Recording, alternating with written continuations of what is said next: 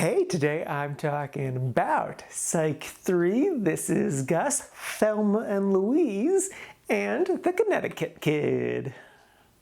First up is Psych 3. This is Gus. This is the third of the Psych movies. It is brand spanking new, came out today. If you're unfamiliar, Psych was a TV show on USA that ran for 8 seasons, and it's about this really observant guy who pretends to be a psychic in order to solve crimes as a private detective. It's a silly, fun, referential show. It's a lot like Monk, but more ridiculous. The premise of this movie in particular is about Gus. He is about to get married and to be a father for the first time, but his fiance slash baby mama might not be who she says she is.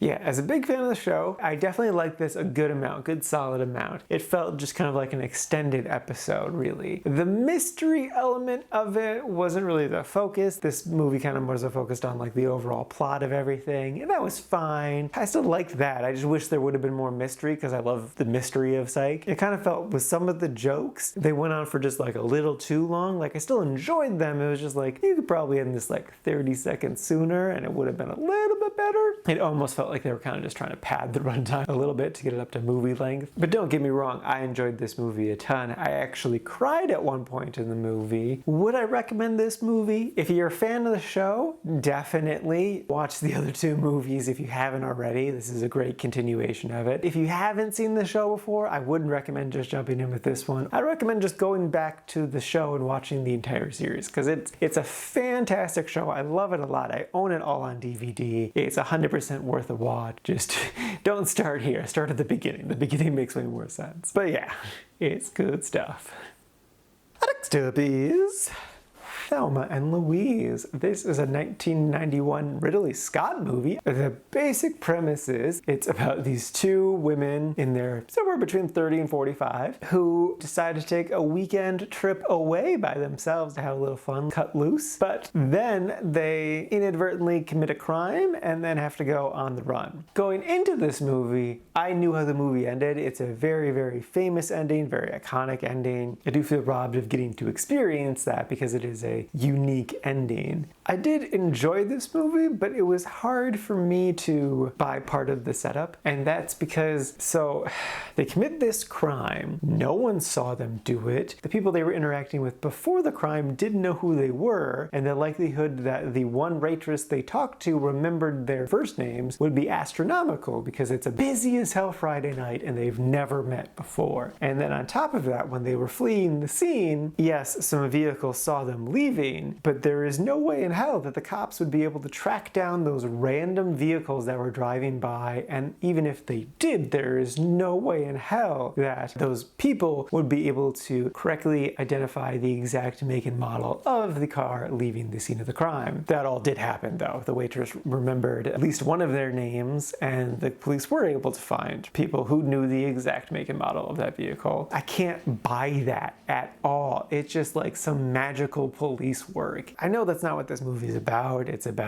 a critique of rape culture in America and just our inability to believe the victims even when there's plenty of evidence. It's still all of this other horse shit, and it's a great feminist movie. And I love the messaging of this movie in general and what it stands for, and it's all about coming out of your shell and like being free and all that stuff, and I love all that, but I can't get past this magical police work. It was really frustrating because I know it's a big iconic movie, but it's just like it's this roadblock that I just can't get around, and it's still a good movie. I still liked it. I ended up putting it at the top of the liked category, and I do recommend it. It is a classic for a reason, and hopefully you can get by the magical police work that happened, or at least look past it, even though I couldn't. But yeah. And lastly is The Connecticut Kid. This is a 1965 Steve McQueen movie, and the basic premise is this young hotshot poker player kid wants to take on this old legend at poker, stud poker, and that's what happens. The whole movie basically just builds up to the big final 3-day poker game that they do, and yeah, it was pretty good. I first off just really appreciated the number of black people in the movie, because it's 1965, you don't expect a ton of people of color in American Hollywood movies, but like they're in New Orleans and they just filled the background with tons and tons of black people, and they even had 2 supporting characters. It was great. I really loved that. The movie itself was pretty good. They came up with a very interesting story, and I actually liked the poker stuff. They didn't romanticize poker like they did in Rounders, but they still were able to tell a very interesting story without that. And then like my biggest issue with the movie is that they needed to like keep building more leading up to the poker game. Like it kind of felt like they faffed about for too long, just doing some other random stuff and not really adding to the tension. But it's still really solid. My favorite moment was actually right at the end of the movie. Like, you know, it's a poker movie, so it's always like coming down to that last card flip to see who actually won, whatever. And I loved it, like as they're building to that moment, they go around to all of the supporting characters and go through their inner monologue of whether or not they think this card flip is going to go good or bad. Like, does this guy have it or does he not have it? And it's great because like it's going through all the things that you're thinking of in that moment, and it really works well. It was funny and fun and just really worked. So yeah, do I recommend this movie? I mean, if it looks interesting, sure, it's definitely not a bad movie. If you're into poker, it's definitely worth a watch. It's a good fun time.